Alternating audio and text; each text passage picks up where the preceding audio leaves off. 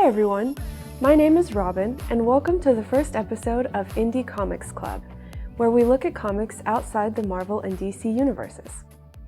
Today's theme is Black protagonists, so we'll be looking at 3 different comics featuring Black main characters. The first is New Kid by Jerry Craft.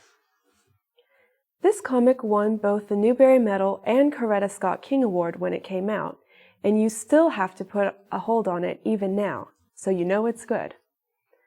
The story follows Jordan Banks as he starts middle school in a prestigious but mostly white school that his mother insists he attend, even though he'd rather go to an art school. Can Jordan balance the expectations of his parents, his teachers, his new friends, and his old friends, all while trying to convince his parents to send him to an art school? You'll have to read the book to find out. The art style of New Kid is simple, reminiscent of Big Nate, but with a bit more realism. The colors are flat and often pastel, and they mesh well with the panels showing Jordan's own comics. I personally liked how Jerry Craft told Jordan's story because it felt very honest. I was able to relate to the anxiety of being the new kid and not fitting in, which helped me see how race and class could worsen the situation even more. If you want to know how Jordan deals with all the changes and stress of being the new kid, then read this book. I promise you won't be able to put it down till you're done.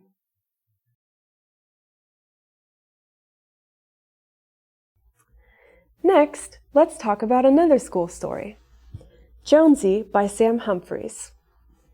This comic follows Jonesy, a girl with a magic power, the power to make others fall in love with anything or anyone except herself.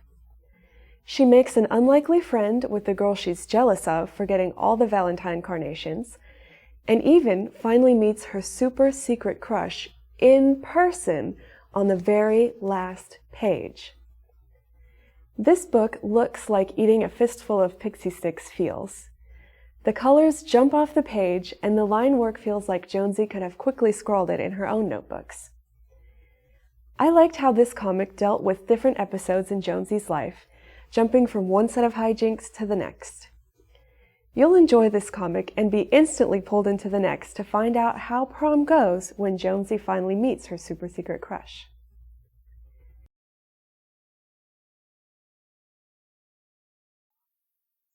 Finally, let's talk about The Tea Dragon Society by Katie O'Neill. This book follows Greta, a blacksmith apprentice, who finds a lost tea dragon in the marketplace. Tea dragons are a special type of dragon who produce fine teas from their scales when properly cared for, but sadly the art is dying out. Greta learns how to care for her dragon from 2 local artisans, a human and a dragon, who teach her the practice's history and about the people living around her. The art in this book is beautiful and conjures the sweet, gentle world of Greta and the tea dragons perfectly. The lineless art style and the oversized pages make you feel like you've really fallen into this beautiful place. I like how effortlessly inclusive this book is in its depiction of both a Black female fantasy protagonist, a hearing-impaired character, and LGBTQ+ characters. I felt at home in this fantasy world because it really felt like the people from the real world were already living there.